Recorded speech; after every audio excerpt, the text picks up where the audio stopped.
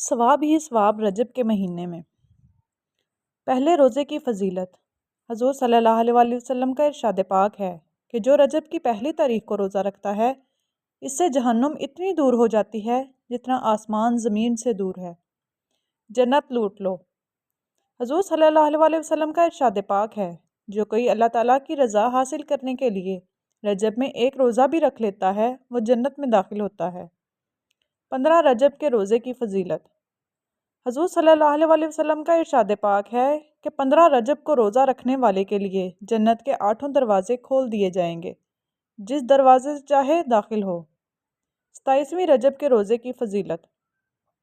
حضرت علی رضی اللہ تعالیٰ عنہ سے روایت ہے حضور صلی اللہ علیہ وسلم کا ارشاد پاک ہے جس نے 27 رجب کو روزہ رکھا اللہ تعالیٰ اس کو 1000 سال کے روزوں کا ثواب عطا فرمائے گا۔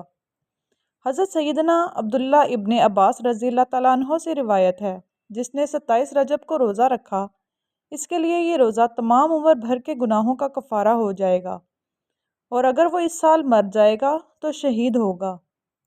10 بار سورۃ فاتحہ کی فضیلت۔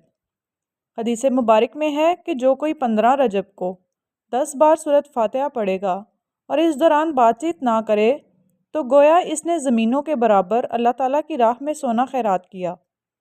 50 سال کے گناہ معاف۔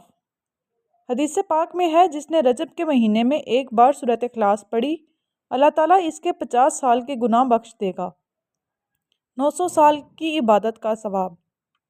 حضرت سیدنا انس رضی اللہ تعالیٰ عنہ سے روایت ہے حضور صلی اللہ علیہ وسلم کا ارشاد پاک ہے جس نے ماہ حرام یعنی ذوالقعدہ، ذوالحج، محرم اور رجب یعنی کسی بھی ایک مہینے میں روزہ رکھ لیں، 3 روزے رکھے، اس کے لیے 900 سال کی عبادت کا ثواب لکھ دیا گیا ہے۔ حضرت سیدنا انس رضی اللہ تعالیٰ عنہ فرماتے ہیں کہ اگر میں نے سرکار صلی اللہ علیہ وسلم سے یہ نہ سنا ہو تو میرے کان بہرے ہو جائیں۔ ہو سکے تو مہربانی فرما کر کم از کم ایک روزہ تو ضرور رکھ لیں، کوئی پتہ نہیں اس سے اگلا رجب کا مہینہ ہمیں نصیب ہو نہ ہو۔ لہٰذا ابھی اللہ تعالیٰ نے آپ کو ایک بار پھر یہ مبارک مہینہ نصیب فرمایا ہے، اس کا فائدہ اٹھائیں، کم از کم ایک روزہ تو ضرور رکھیں۔